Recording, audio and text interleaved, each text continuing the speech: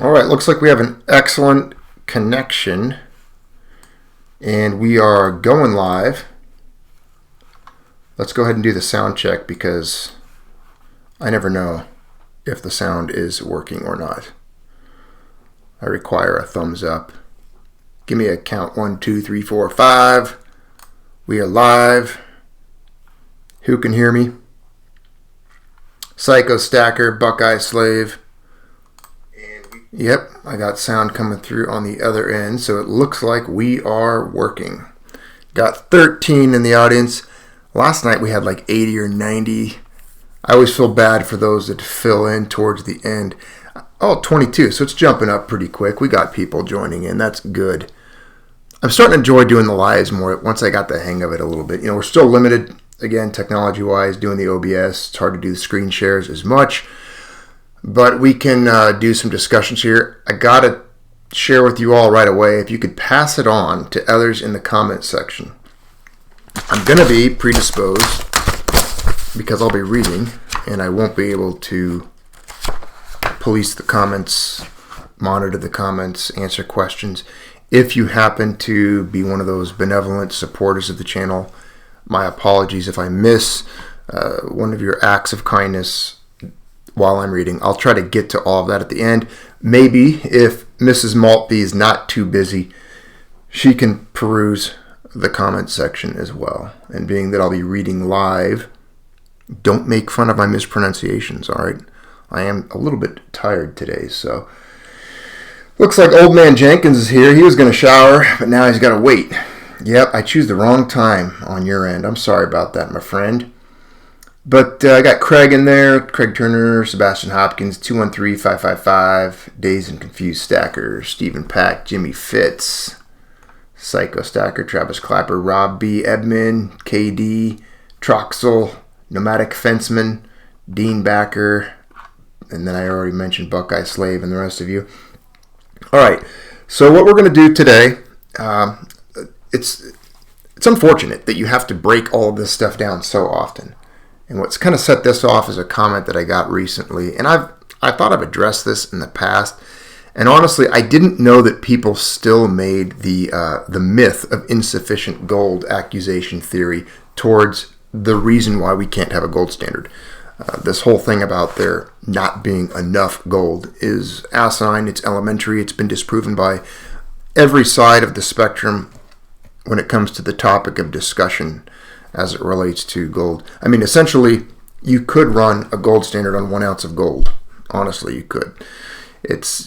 And the funny thing is, the people that say, "Oh, there's not enough gold," I don't see that as being a justification why you can't have a gold standard at all. It's just a very simple-minded approach to, you know, just throwing off the idea of having sound money by saying there's not enough of it. Now, the way economics works, you just increase the value of it. You can still have the coupons, the paper notes, the promissory notes that are redeemable in an amount of metal. I mean, you could have it down to the gram or the nanogram, the microgram for all that I care. There's definitely enough at about $1,100 an ounce. I think there's 6 trillion worth on the planet. There's something like 7 trillion or so gold above ground existing today. You know, if it wasn't worth anything, if we didn't need it, we didn't want it, the proof's in the pudding, right? The actions speak louder than words. You can know a fruit. I know you know a tree by the fruit it bears. You know, the state is quick to hold gold. Central banks all hold it, 19% of it. Governments like to seize it and confiscate it, ban it and control it, and treat it like it's narcotics. So there's obviously something to this, you know, non-toxic, non-radioactive, just element that exists on the periodic table that happens to be scarce, malleable, and serve humankind as money since the beginning of time and fulfill all the attributes required to serve as a medium of exchange. Now, what we're going to do is tonight, and I'm giving you guys some time, I'm letting the audience kind of fill in here. What Salivate Metal is in the chat, my friends. Hello, Salivate Metal, my friend. Welcome to the discussion, and buckle up for the boredom. Everyone say hey to Sal. Everyone knows Sal. He runs an awesome channel. He's one of my comrades here on the YouTube metal stacking community. Very influential and helpful in even getting the design and the Junius Maltby round out there. He was the one that helped orchestrate all the contact for that, and even did a lot of the artistic renderings to come up with what the layout and design would look like. Very influential in the production and seeing that coin come to be. So, really appreciate having Sal in the chat. Well, Sal, tonight's going to be a little different. It's going to be some boredom. We're going to address the from not enough gold. And there's a lot of articles on the not enough gold discussion. And lately what I've done is, when a certain comment comes in, and I know some people mean them, that's the whole purpose of the comment section, to have these discourses and discussions and debates. And I encourage it. It's healthy. It's good. So don't ever take it wrong if you're one of the people that throws a comment in to kind of challenge the thought process of the channel. That's what it's here for. That's what we do. And what I wanted to do, I have not read a Gary North article in a long time, and I feel kind of bad. He's a very influential writer. He was featured on Lou Rockwell and a lot of the von Mises Institute outlets as far as websites go. And he's done a lot of good work when it comes to discussing the gold standard. He's got just troves of articles out there. But the one I want to read tonight, was written October 3rd, 2003. The title of the article is The Myth of Insufficient Gold. So if you can bear with me while I read through this article, I would appreciate it. I'm going to try to set up, there we go. We'll just read through this here, and you guys can bear with me. And again, I'm not going to be able to be in the comments at this time as I read through the article. I'll come in and check in every now and then, or just check in at the end. But I've got this article, and then we're going to talk about some banning gold at the end. So, The Myth of Insufficient Gold by Gary North. One of the standard arguments against the gold standard is this: there's not enough gold to facilitate all of the transactions in a free market economy. This is an old criticism. It was a lot more popular before the desktop computer industry started cutting prices every year while increasing product quality. These days, people expect falling prices in desktop computers. What if they expected price cuts in all other industries? If you have ever wondered what would happen if a relatively fixed supply of above-ground gold were the primary medium of exchange, this essay may help clarify things.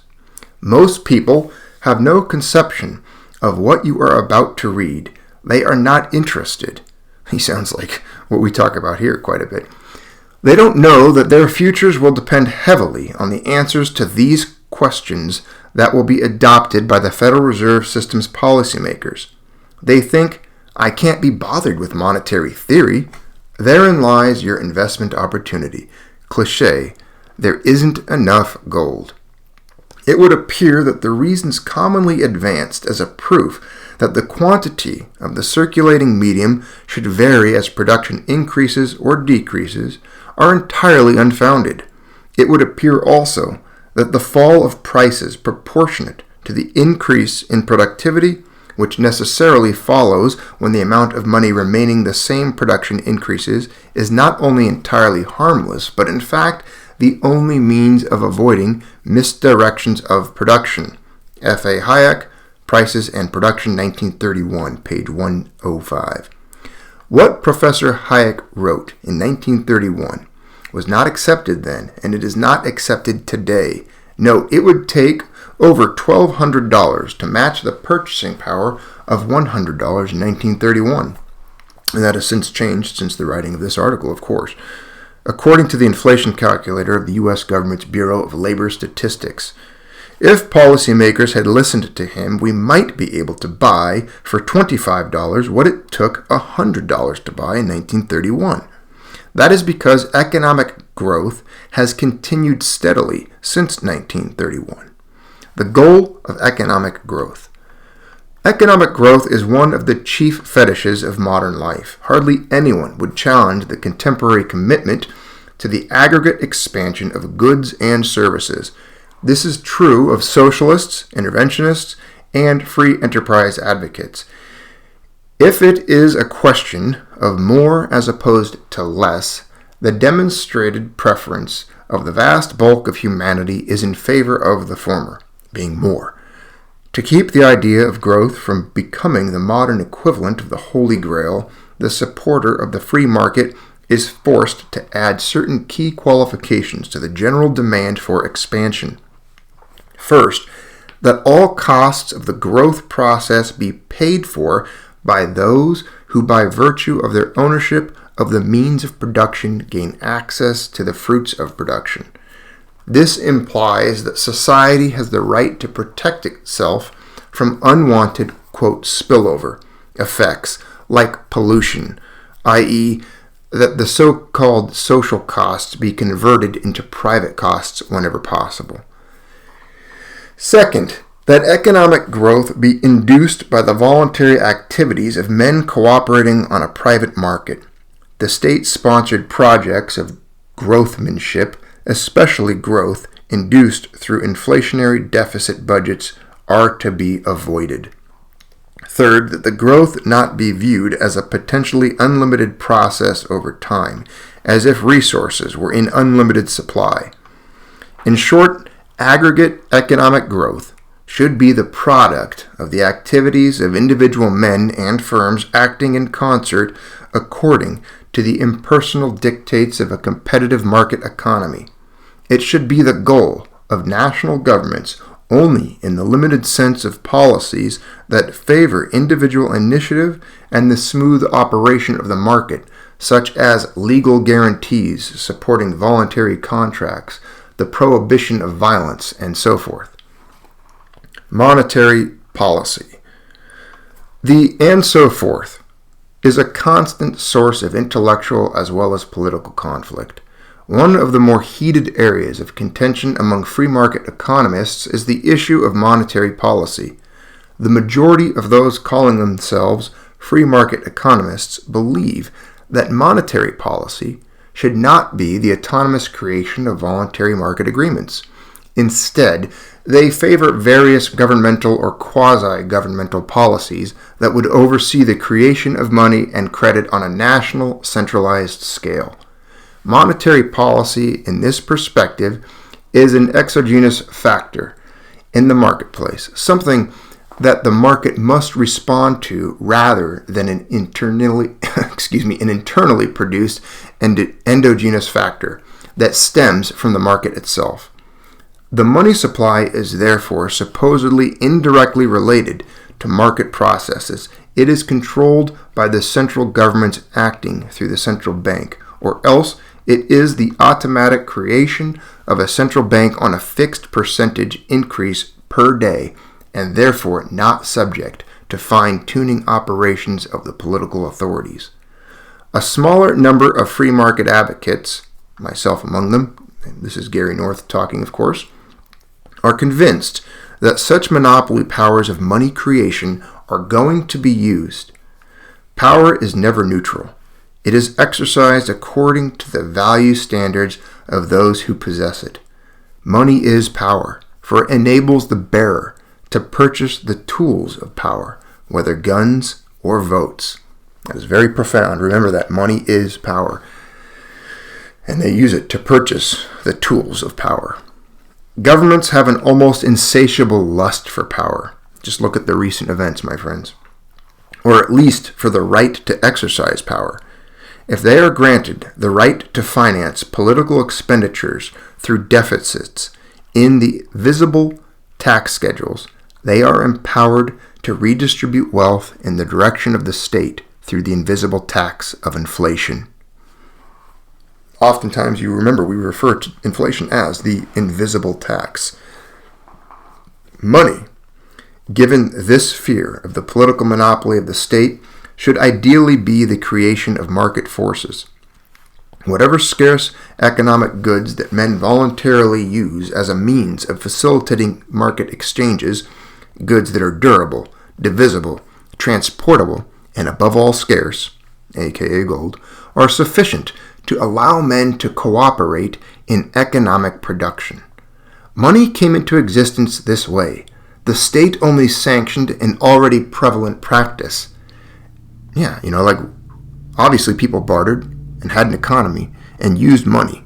gold and silver before the existence of the state. That's why I believe gold and silver exist outside the dominion of government when it comes to them trying to control it or place laws upon it. They have no right to whatsoever.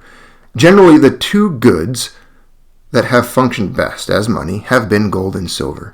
They both possess great historic value, though not intrinsic value, since no commodity possesses intrinsic value. Banking, of course, also provides for the creation of new money. But as Ludwig von Mises argued, truly, competitive banking, free banking, keeps the creation of new credit at a minimum, since bankers do not really trust each other, and they will demand payment in gold or silver from banks that are suspected of insolvency.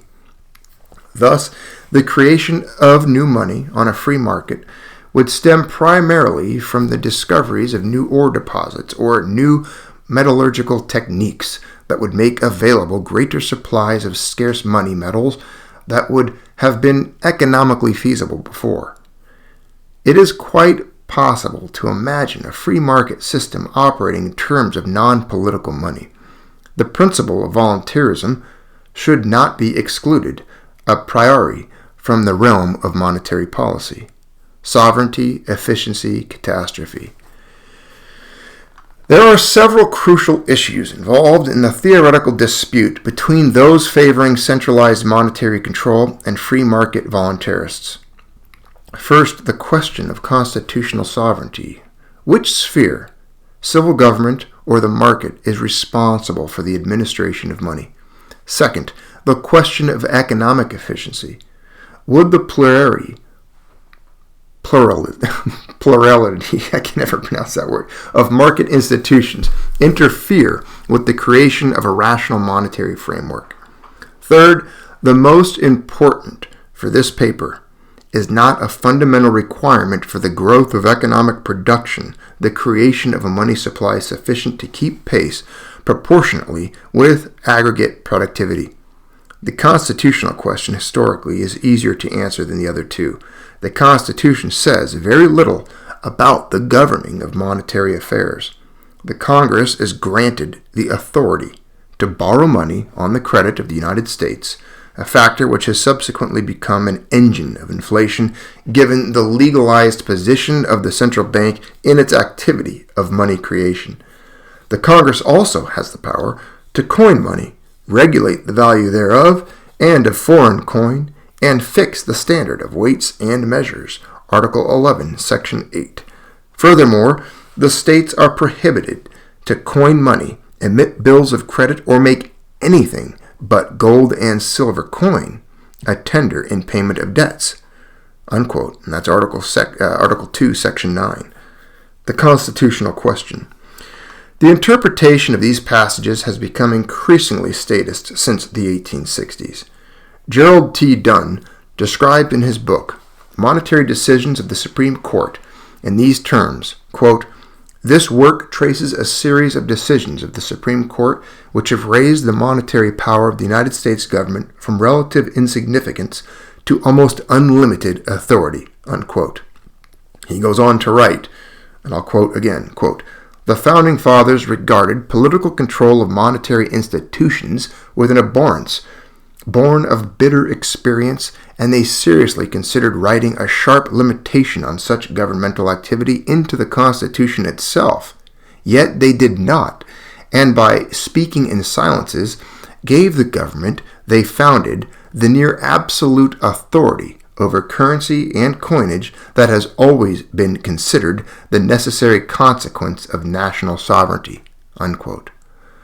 The most detailed study of the changing views of the Supreme Court is the 1,600-page book by Edwin Vieira titled Pieces of Eight. He is a Harvard-trained lawyer and a first-rate monetary theorist. He shows how the original dollar was based on a free market currency, the Spanish piece of eight, which was silver. The great push towards centralization came, understandably, with the Civil War, the first truly modern total war, with its need of new taxes and new power. From that point on, there has been a continual war of the federal government against the limitations imposed by a full gold coin standard of money. Pause for a moment, and you'll remember we've touched on this in the article Federal War on Gold, and more recently when we went into detail on Hepburn versus Griswold and Knox versus Lee Supreme Court cases, which came out of that Civil War era. And we saw the rise of the Legal Tender Acts and, well, the burgeoning power of the federal government when it came to controlling private property rights. It is all too clearly an issue of sovereignty, the sovereignty of the political sphere against that of individuals operating in terms of voluntary economic transactions. The matter of efficiency. The second question is more difficult to answer. Would the I got to get this word right. I'm telling you, this is bothering me. Plurality. There you go. That's it. It's plurality. There we go. Would the plurality of monetary sovereignties within the overall sovereignty of a competitive market necessarily be less efficient than a money system created by central political sovereignty? As a corollary, are the time, capital, and energy expended in gold and silver mining worse spent than if they had gone into the production of consumer goods? In the short run, and in certain localized areas, plural monetary sovereignties might not be competitive. A local bank could conceivably flood a local region with unbacked fiat currency, but these so-called wildcat banking operations, unless legally sanctioned by state fractional reserve licenses, deceptively called limitations, do not last very long. People discount the value of these fiat bills, or else make a run on the bank's vaults. The bank is not shielded by political sovereignty against the demands of its creditors.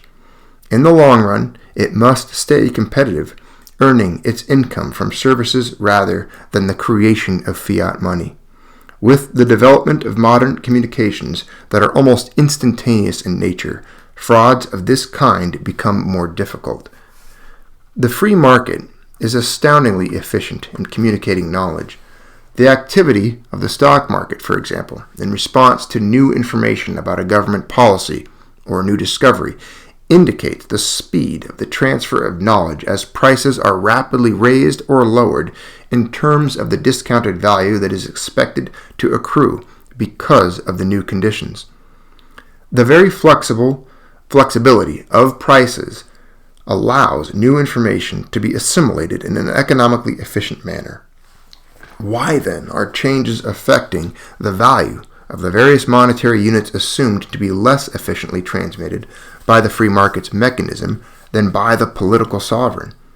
Why is the enforced stability of fixed monetary ratios so very efficient and the enforced stability of fixed prices on any other market so embarrassingly inefficient? Why is the market incapable of arbitrating the value of gold and silver coins, domestic versus domestic, domestic versus foreign, when it is thought to be so efficient at arbitrating the value of gold and silver jewelry? Why is the market incapable of registering efficiently the value of gold in comparison to a currency supposedly fixed in relation to gold? The free market's way. I've told you guys it's going to be a boring evening. It's a long article, and it's only one of two. The free market's way. The answer should be obvious. It is because the market is so efficient at registering subtle shifts in values between scarce economic goods that the political sovereigns ban the establishment of plural monetary sovereignties.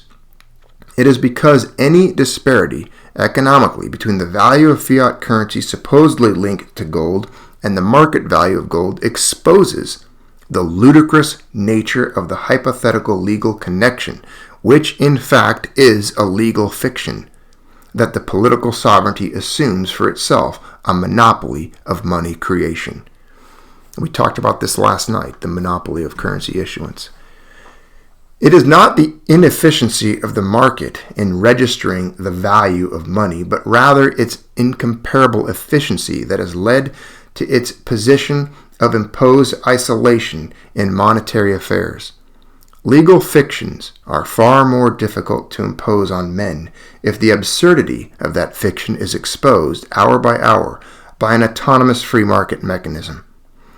would there not be a chaos of competing coins, weights, and fineness of monies? Perhaps for brief periods of time and in local, semi-isolated regions. But the market has been able to produce light bulbs that fit into sockets throughout America and plugs that fit into wall sockets and railroad tracks that match many companies' engines and cars, to state a priori that the market is incapable of regulating coins equally well is at best a dangerous statement that is protected from critical examination only by the empirical fact of our contemporary political affairs. Oh, it's completely asinine. I mean, there was gold coins circulating that carried very similar weights and purities throughout the world over 100 years ago, and we all know that because we all see them, collect them, and hold them. Changes in the stock of gold and silver are generally slow. Changes in the velocity of money, the number of exchanges within a given time period, are also slow, unless the public expects some drastic change, like a devaluation of the monetary unit by the political authority. These changes can be predicted within calculable limits. In short, the economic impact of such changes can be discounted. They are relatively fixed in magnitude in comparison to the flexibility provided by a government printing press or a central bank's brand new IBM computer. The limits imposed by the costs of mining provide a continuity to economic affairs compared to which the rational planning of central political authorities is laughable. What the costs of mining produce for society is a restrained state. We expend time and capital and energy in order to dig metals out of the ground. Some of these metals can be used for ornament or electronic circuits or for exchange purposes. The market tells men what each use is worth to his fellows, and the seller can respond accordingly. The existence of a free coinage restrains the capabilities of political authorities to redistribute wealth through fiat money creation in the direction of the state.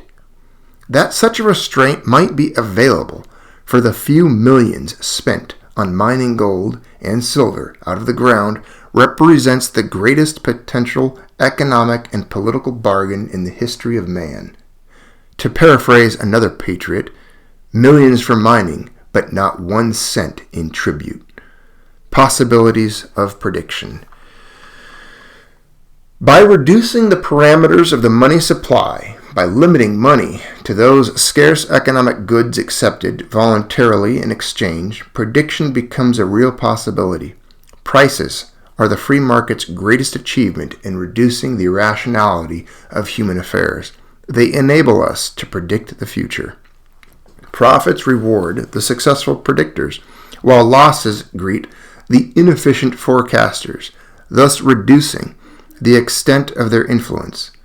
The subtle day-to-day shifts in the value of the various monies would, like the equally subtle day-to-day shifts in value of all other goods and services, be reflected in the various prices of monies vis-a-vis each other.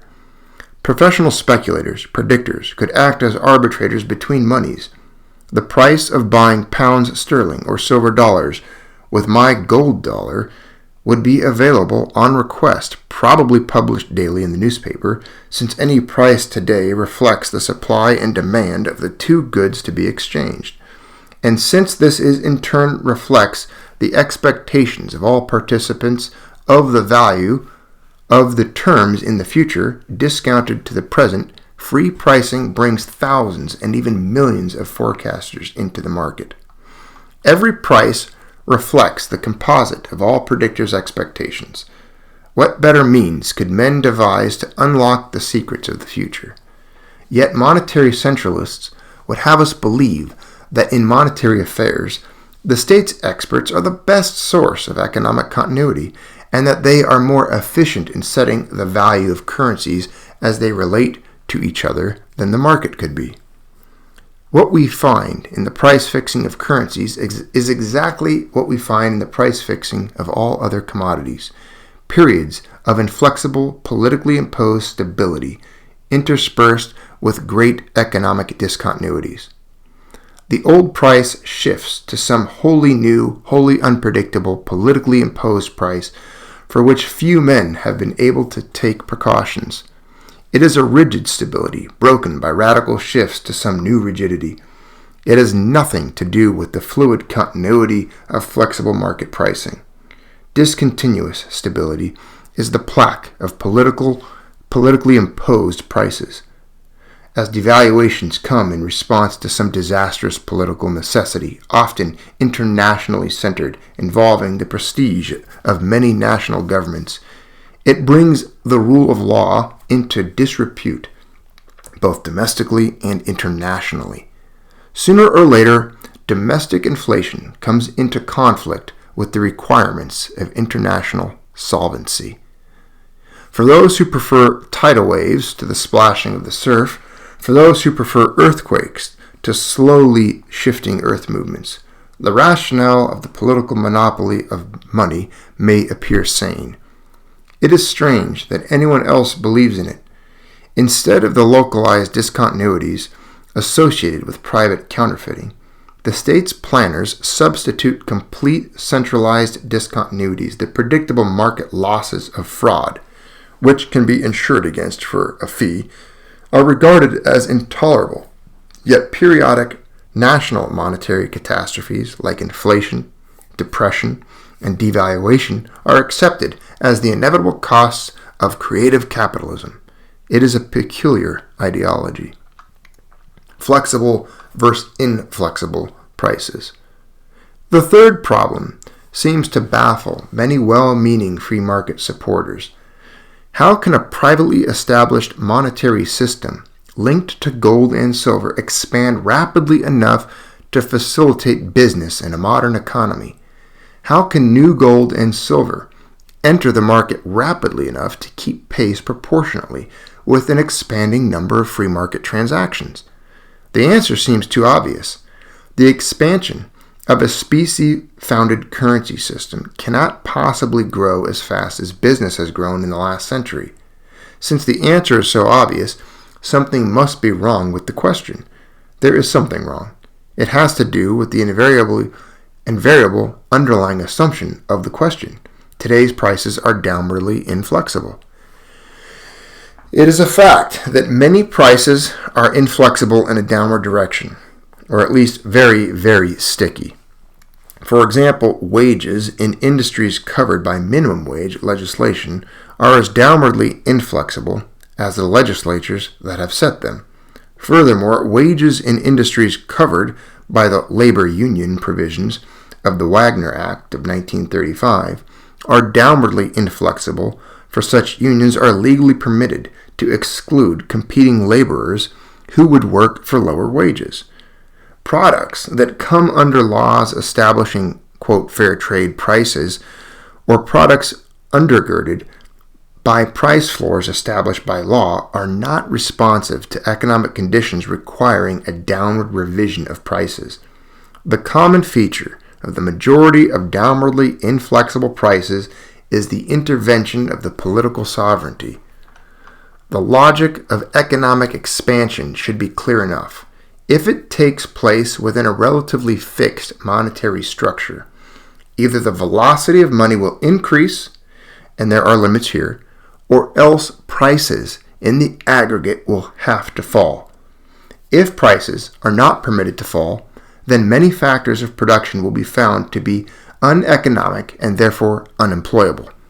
The evidence in favor of this law of economics is found every time a depression comes around, and they come around just as regularly as the government-sponsored monetary expansions that invariably precede them.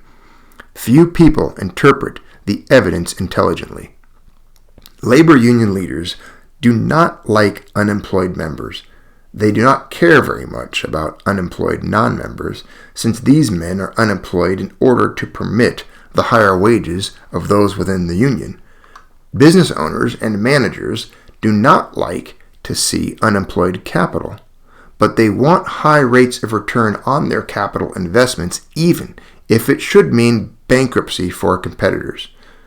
So when falling prices appear necessary for a marginal firm to stay competitive, but when it is not efficient enough to compete in terms of the new lower prices for its products, the appeal goes out to the state for protection. Protection is needed from nasty customers who are going to spend their hard-earned cash or credit elsewhere.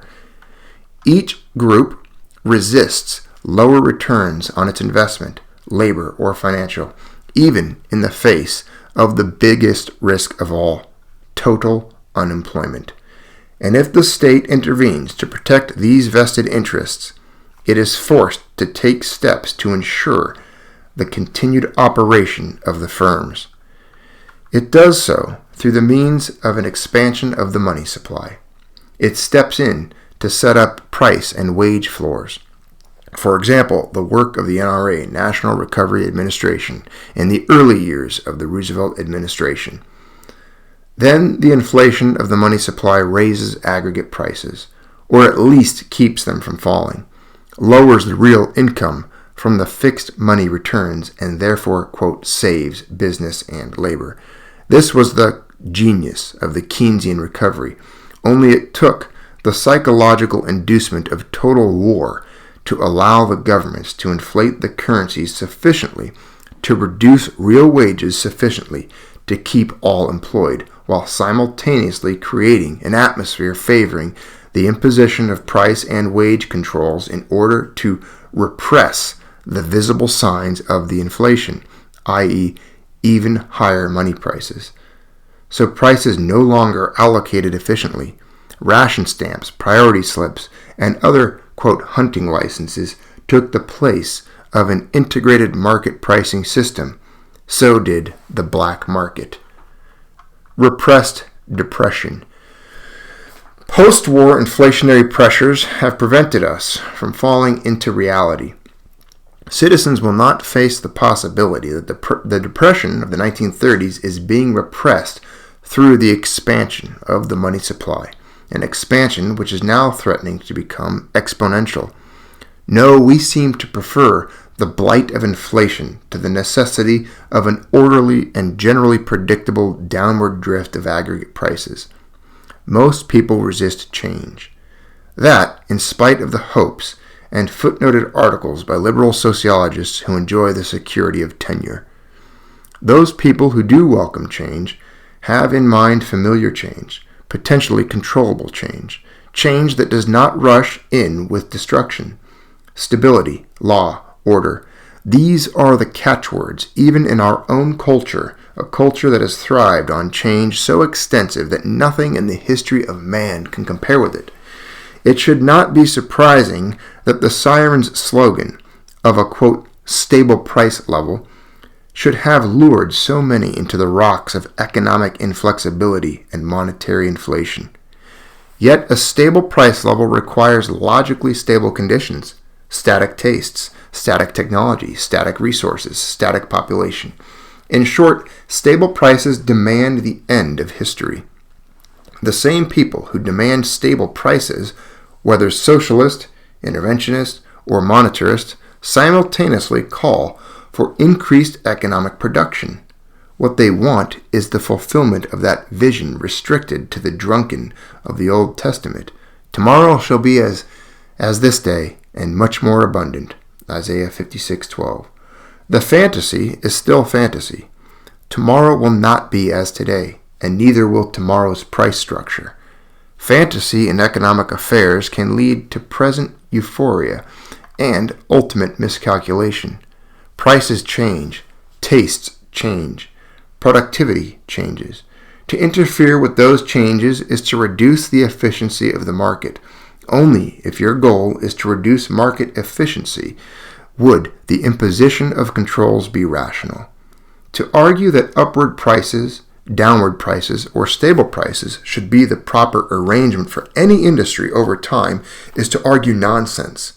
An official price can be imposed for a time, of course, but the result is the misallocation of scarce resources, a misallocation that is mitigated only by the creation of a black market.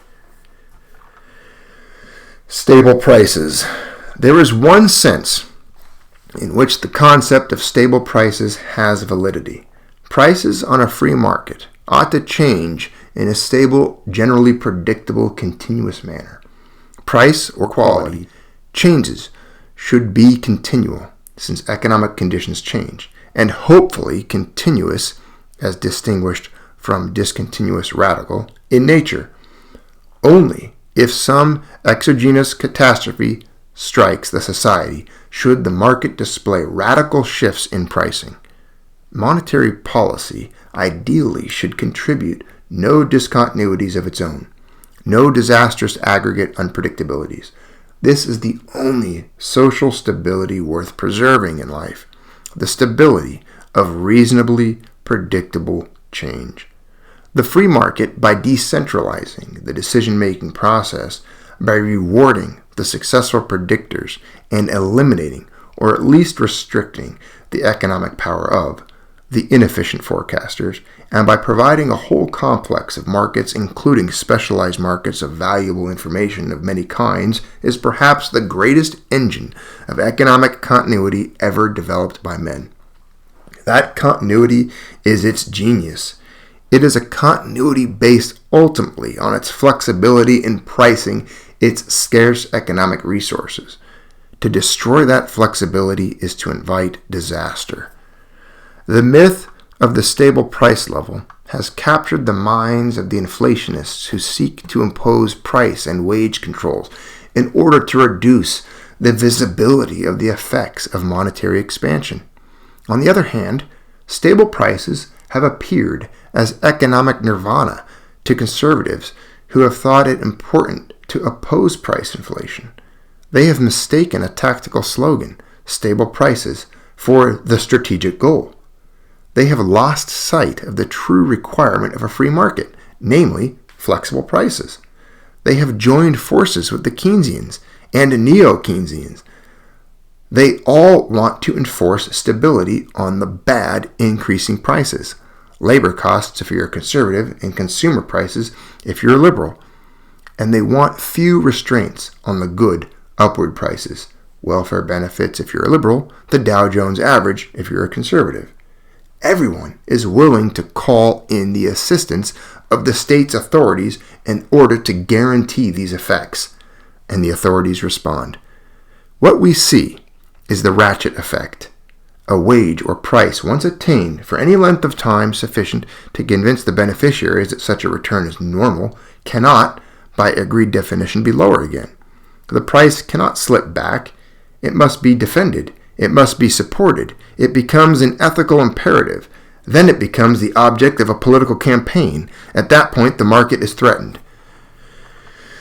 Conclusion.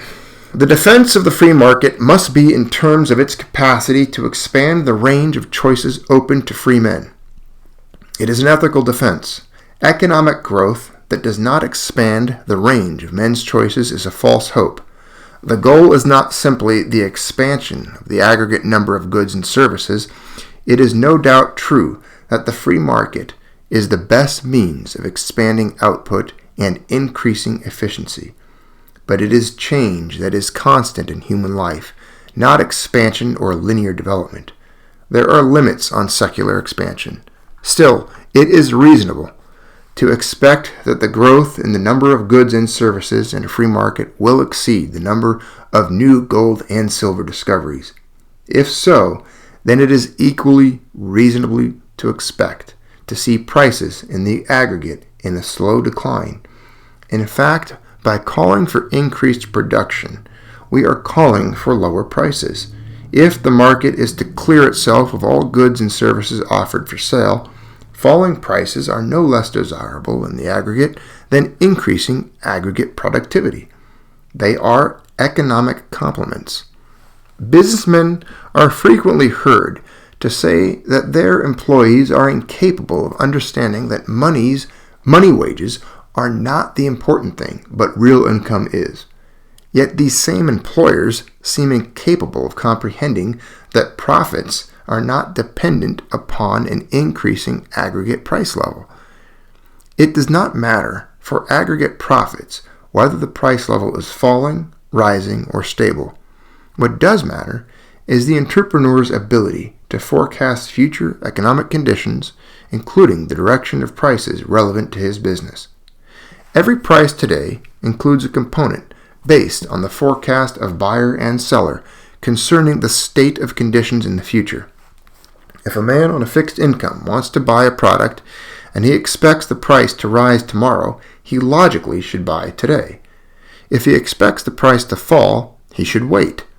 Thus, the key to economic success is the accuracy of one's discounting, for every price reflects in part the future price, discounted to the present. The aggregate level of prices is irrelevant. What is relevant is one's ability to forecast particular prices. It is quite likely that a falling price level, due to increased production of non-monetary goods and services, would require more monetary units of a smaller denomination. But this is not the same as an increase of the aggregate money supply. It is not monetary inflation. 4 quarters can be added to the money supply without inflation, just as long as a paper $1 bill is destroyed. The effects are not the same as a simple addition of the 4 quarters to the money supply. The first example conveys no increase of the purchasing power to anyone. The second does. In the first example, no one on a fixed income has to face an increased price level or an empty space on a store's shelf due to someone else's purchase. The second example forces a redistribution of wealth from the man who did not have access to the 4 new quarters into the possession of the man who did. The first example does not set up a boom-bust cycle. The second does. Prices in the aggregate can fall to zero only if scarcity is entirely eliminated from the world, i.e., if all demand can be met for all goods and services at zero price. That is not our world. Thus, we can safely assume that prices will not fall to zero, unless you're oil, of course. We can also assume that there are limits on production. The same set of facts assures both results. Scarcity guarantees a limit on falling prices and a limit on aggregate production, but there is nothing incompatible between economic growth and falling prices. Far from being incompatible, they are complementary. There should be no need to call for an expansion of the money supply at a rate proportional to increasing productivity. It is a good thing that such an expansion is not necessary, since it would be impossible to measure such proportional rates. It would require whole armies of government-paid statisticians to construct an infinite number of price indexes. If this were possible, then socialism would be as efficient as the free market. Infinite knowledge is not given to men, not even to government statistical boards. Even Arthur Ross, the Department of Labor's Commissioner of Labor Statistics, and a man who thinks the index number is a usable device, has to admit that it is an inexact science at best. Government statistical indexes are used in the last analysis to expand the government's control of economic affairs. That is why the government needs so many statistics. The quest for the neutral monetary system, the commodity dollar, price index money, and all other variations on this theme has been as fruitless a quest for socialists as socialists, Keynesians, social credit advocates, and government statisticians have ever embarked on. It presupposes a sovereign political state with a monopoly of money creation.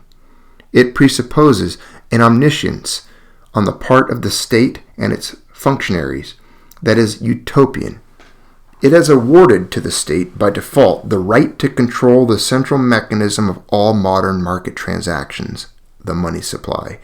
It has led to the nightmare of inflation that has plagued the modern world, just as this same sovereignty plagued Rome in its declining years. In the case of ancient Rome, it was a reasonable claim, given the theological presupposition of the ancient world, excluding the Hebrews and the Christians, that the state is divine, either in and of itself or as a function of the divinity of the ruler.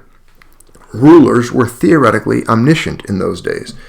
Even with their supposed omniscience, their monetary systems were subject to ruinous collapse. Odd that men today would expect a better showing from an officially secular state that recognizes no divinity over it or under it. Then again, perhaps a state like this assumes the function of the older, theocratic state. It recognizes no sovereignty apart from itself, and like the ancient kingdoms, the sign of sovereignty is exhibited in the monopoly over money. And that is the end of Gary North's article. I hope you guys enjoyed it and got anything out of it. It was definitely a long read, and we're not done. I got some thank yous to hand out. Thank you to Joseph O'Kane. Thank you to Legato Blue Summers. How are you guys doing? I hope you guys enjoyed that article, that reading by Gary North. Definitely a good read. Let's see here. We got Travis Clapper. Thank you for your generous donation. Legato Blue Summers. Joseph O'Kane, I got you as well. All of you. Appreciate it. And we can keep going tonight. There was one other thing I wanted to touch on, but I know that was a long reading. I don't know how. Oh, man, that was long. It was long. It was a long one. Gary North, he doesn't mess around. When he writes an article, he writes an article, and he writes a long one. It's an extensive diatribe on, and I think the conclusion of the article is really the best part. But again, it's getting past that bias that I think a lot of us have, or that we're indoctrinated with from the earliest age, that prices need to be stable, or we've come to accept inflation, but prices can never go down. Even wage prices can never go down, and that's just not the case. If you can have a sound money system, and if we are paid, if the purchasing of certain goods and services, those prices were to drop because of a limited supply in the precious metals, then your real wages, your wages might decrease. However, the money that you use would purchase more goods and services, if that makes any sense. Quite a lengthy article, quite a lengthy piece on that. I'll put a link to it in the description of the video. That way you guys can actually grab it later if you want to read through it as well. Joseph Morrison-Kowski's in the comments. Good to see you. Hope all of you guys enjoyed today's reading, today's discussion. We'll call it here for tonight. Maybe we can talk about the next. How long did we go? How long have we been going? It was long. It was a long reading. I did a lot on my island. I'm sure you did. I have discussed the Texas Bullion Bank. We could talk about that again sometime. I wanted to talk about when owning gold was illegal in America and why it could be again. It was just an article from the Huffington Post from a couple years ago, but we'll wait on that one since tonight was just a lot longer than I thought it would be. But I hope you guys enjoyed tonight's discussion. And I appreciate each and every one of you that tuned in for tonight's reading. I hope all of you have a good rest of your evening. Thanks for tuning in. And all of you have a good rest of your night. And Cat for President. And Cat for President, yeah. All right. Well, sorry I couldn't be in the comments. I was too busy. I was too busy. Too busy narrating all of you guys, reading your bedtime story. So that's that. We'll call it there. I'll end the stream, and I'll see you guys on the next one. Take care.